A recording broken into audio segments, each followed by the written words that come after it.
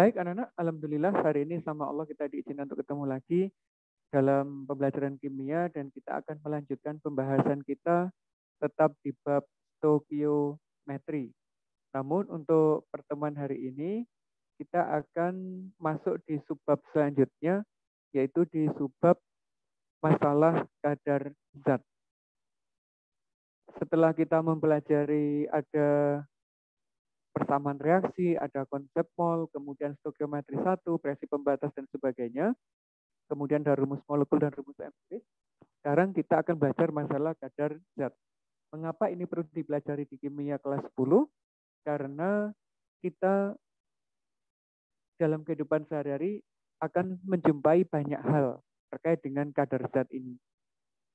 Terus di dalam ilmu kimia, karena kita yang mempelajari juga sesuatu yang kecil, ada atom, ada unsur dan senyawa, kita juga menggunakan kadar ini.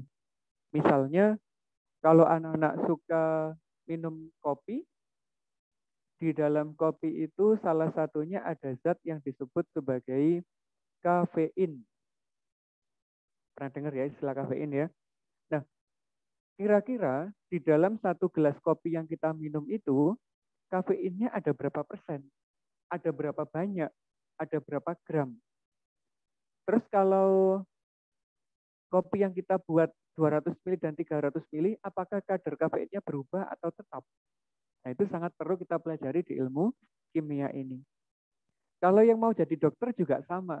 Misalnya ada pasien sakit kepala, terus berat badannya 70 kg perempuan lagi gitu. Dan obat yang disarankan adalah paracetamol. Berapa gram paracetamol yang diperlukan agar bisa mengobati sakit kepala orang tersebut. Nah, itu bisa dihitung menggunakan kadar zat ini anak-anak. Nah, makanya sangat penting untuk belajar kadar zat. Dalam kehidupan sehari-hari, kita sering ya melihat tabel kayak begini. Kalau membuka jurnal atau membuka karya tulis di internet, terutama terkait dengan perbandingan data, itu kita sering jumpai kayak gini. Misalnya, sumber zat besi di dalam berbagai makanan. Nah, ini ada beberapa data. Untuk menyatakannya, banyaknya zat besi itu bisa dinyatakan dalam bentuk massa seperti ini anak-anak. Ini dinyatakan dalam bentuk gram, miligram gitu ya. Kalau di dalam daging, per 100 miligram daging itu ditemukan 23,8 miligram zat besi. Jadi menyatakan kadarnya dalam bentuk massa. Sampai di jambu biji juga akan ketemu. Nah, data yang lain juga seperti ini. Ini data protein. Kalau data protein tidak dinyatakan sebagai massa seperti daging yang tadi ya, atau zat besi tadi ya, tapi dinyatakan sebagai persen berat. Ini biasa data yang kita lihat. Bisa dalam berupa massa, bisa juga di dalam persentase. Nah, dua data ini itu sama-sama menyatakan kadar suatu zat di dalam suatu campuran. Nah, apakah hanya selalu dua ini anak-anak? Ternyata banyak untuk menyatakan kadar zat itu. Namun untuk hari ini kita hanya belajar dua saja. Apa saja? Yang pertama adalah persentase. Nah, kadar itu sebenarnya apa sih anak-anak? Kadar itu sebenarnya menyatakan berapa banyak suatu zat di dalam suatu campuran yang bisa dinyatakan dalam beberapa satuan. Salah satunya adalah persentase ini. Nah, apa aja dinyatakan dalam bentuk persentase? Kalau di kimia ada dua nih yang umum. Misalnya ada persen massa zat. Misalkan anak-anak di rumahnya punya apa ya yang bisa persen massa ya?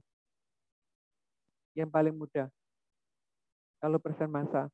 Oh, misalkan punya sendok. Nah, sendok kita kan terbuat dari stainless steel. Itu ada aluminiumnya, ada sengnya. Misalkan sendoknya ada 10 gram. Kira-kira berapa persen seng ada di dalamnya? Nah, kita bisa menghitung seperti itu. Caranya adalah massa zat A dibagi dengan massa campuran baru dikali dengan 100%. Kalau yang dicari adalah persen massa ZA. Kalau persen massa ZB juga sama, berarti persen massa ZB itu massa ZB dibagi massa campuran baru dikali dengan 100%. Selain persen massa, kita juga ketemu persen volume, anak-anak. Misalnya apa yang paling sering kita ketahui? Alkohol misalnya ya.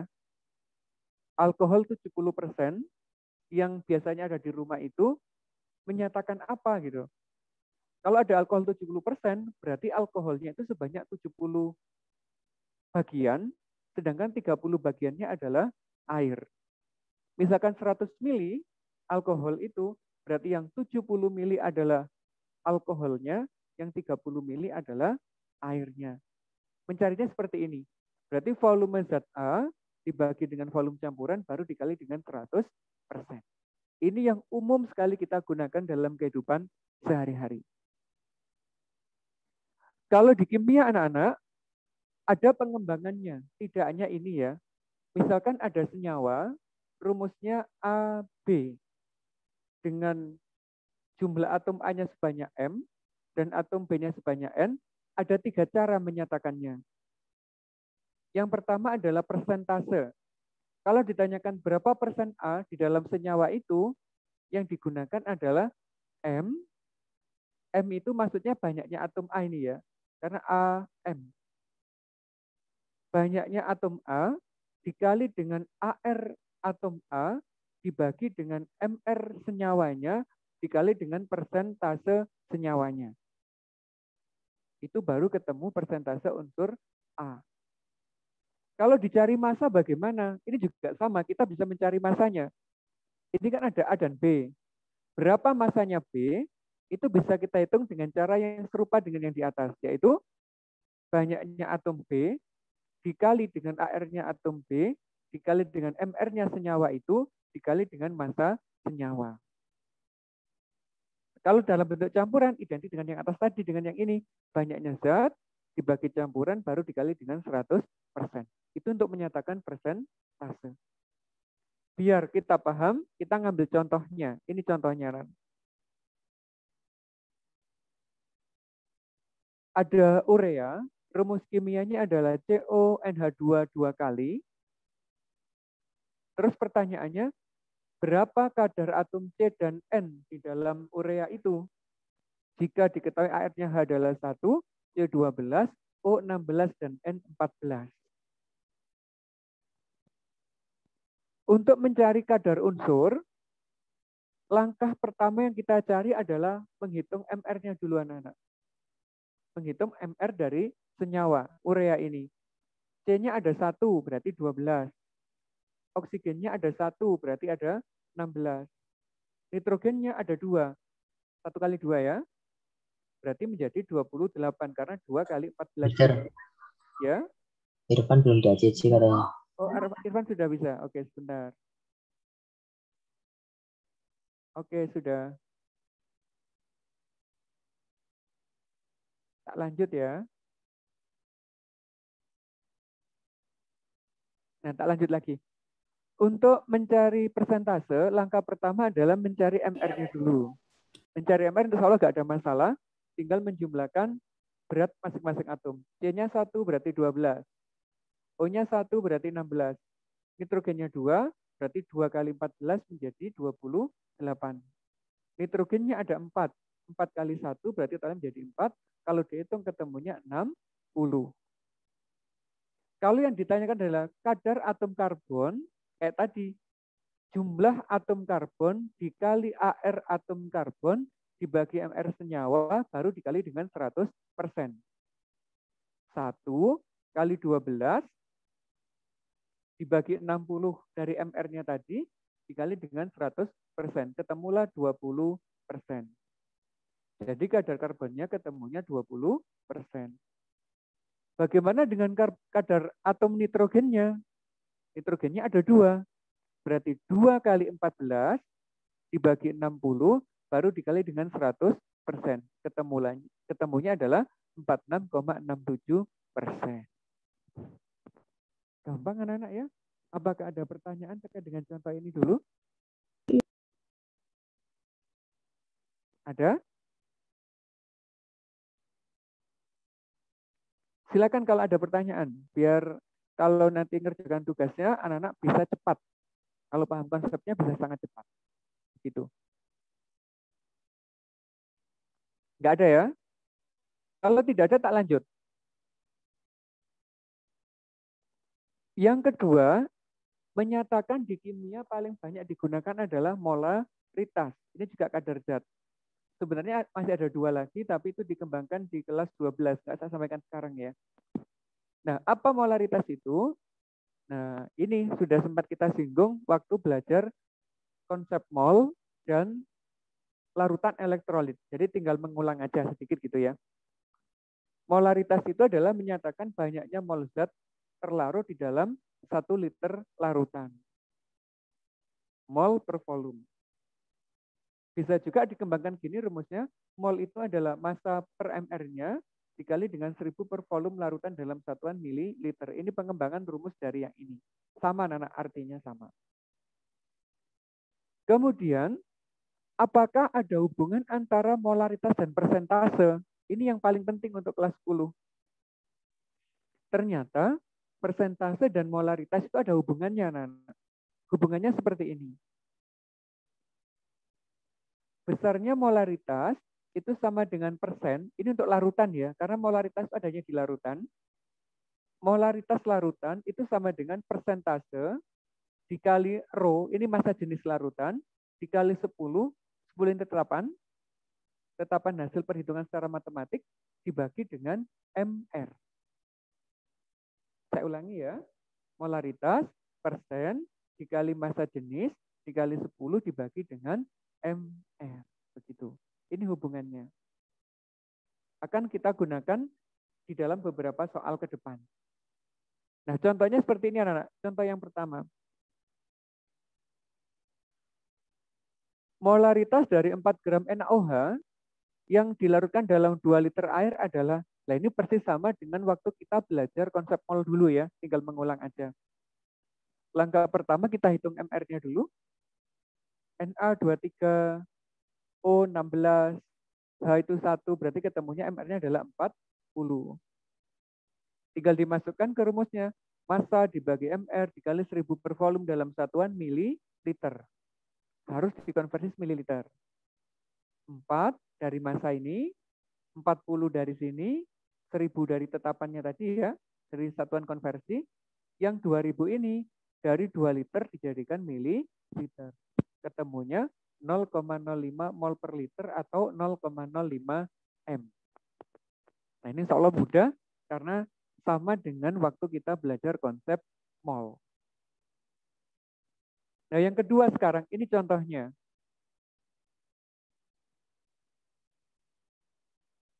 Hitunglah molaritas HCl pekat dengan kadar 36,5%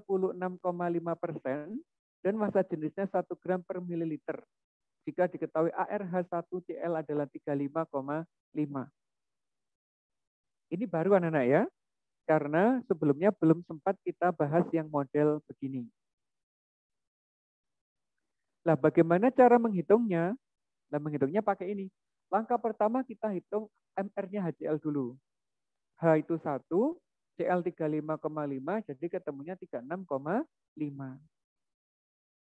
Menghitung M, masukkan ke rumus yang tadi. 10% dikali rho dibagi dengan MR.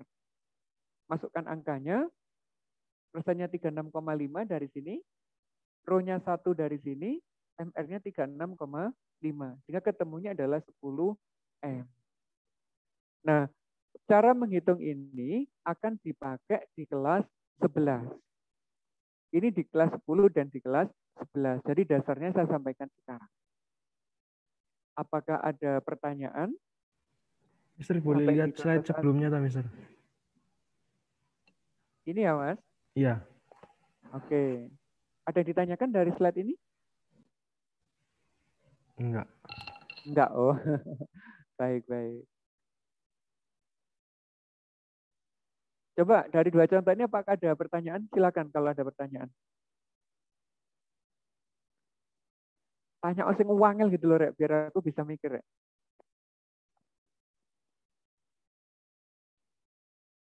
Nggak ada ya? Alhamdulillah kalau nggak ada. Nah, kalau tidak ada, bagaimana aplikasi di dalam kimianya, anak-anak? Nah, ini dia contoh aplikasinya. Di dalam soal kimia. Baik persentase, molaritas, dan sebagainya itu ada hubungannya dengan stoikiometri. Ada hubungannya dengan persamaan reaksi. Makanya, kalau di persamaan reaksi sudah paham, stoikiometri 1 dan 2 sudah paham, digabung dengan berbagai data, anak-anak akan bisa menjawab. Contoh soalnya ini. Sebanyak 5 gram batuan diduga mengandung unsur magnesium. Nah, ini adalah orang-orang peneliti yang melakukan hal kayak begini. Soalnya sudah aplikatif banget ya. Batuan tersebut dihancurkan dan direaksikan dengan asam klorida menurut persamaan reaksi ini. Mg ditambah 2HCl membentuk MgCl2 dan H2. Sudah setara anak-anak ya persamaan reaksinya ya, karena sudah ada koefisiennya dan sudah sama. Ternyata dari reaksi dihasilkan volume gas hidrogen sebanyak 2,24 liter dalam kondisi STP. Pertanyaannya, tentukan kadar magnesium di dalam batuan tersebut. Soal model beginilah yang sering keluar di UTBK. Ada batuan beratnya 5 gram. Lah magnesiumnya berapa persen di dalamnya? Berarti kita harus menghitung apa dulu? Masanya magnesiumnya. Terus langkahnya bagaimana biar kita bisa ketemu massa magnesium? Langkahnya adalah seperti ini. Yaitu kita menghitung mol hidrogen dulu anak-anak. Karena variabel yang ada di soal, yang bisa dihitung molnya hanyalah hidrogen. Mol hidrogen itu volume dibagi dengan volume molar karena menggunakan kondisi STP. Volumenya 2,24, volume molarnya 22,4, ketemunya adalah 0,1 mol. Hidrogennya 0,1 mol. Kalau hidrogen sudah ketemu molnya, kita otomatis bisa mencari mol-mol yang lain. Dan yang paling penting adalah mol magnesium. Berarti kita harus mencari molnya magnesium ini. Bagaimana mencarinya? Pakai ini. Molnya Mg sama dengan molnya H2. Karena koefisiennya sama. Ini 1, ini 1. Perbandingan mol sama dengan perbandingan koefisien. Sehingga molnya adalah 0,1. Jika mol magnesium sudah ketemu, kita tinggal menghitung massa magnesiumnya aja. Massa magnesium itu adalah mol dikali AR-nya dia.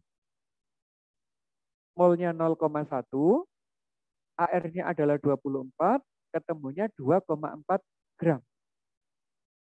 Jadi, dari 5 gram batuan itu anak-anak, ternyata magnesiumnya hanya 2,4 gram. Nah, sekarang berapa persen? Tinggal dimasukkan ke rumus yang awal tadi. Persentase Mg berarti masanya Mg dibagi dengan massa batuan, baru dikali dengan 100%. 2,4 dibagi 5 dikali 100, ketemulah 48%. Begitu. Gampang ya? Jadi dari soal stoikiometri tinggal ditambah sedikit mengenai kadar zat. Bisa persentase, bisa molaritas. Tergantung model soal yang diberikan. Ada pertanyaan terkait dengan contoh soal ini? Nah, ada nggak soal yang lebih kompleks lagi? Ada, tapi tidak saya tampilkan sekarang ya, cuma tak jelaskan secara lisan aja. Misalnya begini anak-anak, ada yang rumahnya di desa, di antara sekian siswa 11 ini, yang dari desa. Kalau saya dari desa asli, jadi paham betul. Misalnya Mbak Cantika ya. Mbak Cantika itu punya sawah 1 hektar misalnya begitu. Amin gitu Mbak, didoakan aja ya. Terus ditanami padi. Dan saat itu sudah saatnya dipupuk. Pupuknya menggunakan pupuk urea. Pertanyaannya begini, jika pemupukan memerlukan pupuk urea sebanyak 500 kg, berapa atom nitrogen yang diterima oleh setiap 1 meter tanahnya Mbak Cantika? Itu adalah soal pengembangan yang lebih jauh. Kalau ada soal begitu, pembahasnya butuh waktu yang sangat luas. Itu soal aplikatif banget. Itu semua ada di bagian kadar zat ini. Kalau misalkan kita offline, anak-anak, itu saya bahas di kelas. Karena itu penting sekali. Tapi kalau kita offline, nggak usah lah. Yang penting materi dasarnya sudah tersampaikan. Baik, sudah cukup untuk pertemuan hari ini. Apakah ada pertanyaan? Materinya sudah selesai? Nggak ada pertanyaan? Kalau tidak ada pertanyaan, habis ini anak-anak bisa langsung akses di Google Classroom. Kemudian di sana ada latihan soalnya. Kerjakan harus ditulis tangan, difoto, diformat dalam PDF. Maksimal adalah 10 MB. 10 menit atau 15 menit anak-anak akan bisa menyelesaikan soal-soal tersebut. Karena saya setting sangat mudah. Cukup ya? Hari ini ya? Alhamdulillah kita selesai. Kita insya Allah ketemu lagi minggu depan. Tetap semangat. Semoga puasanya lancar hingga akhir Ramadan. Assalamualaikum warahmatullahi wabarakatuh.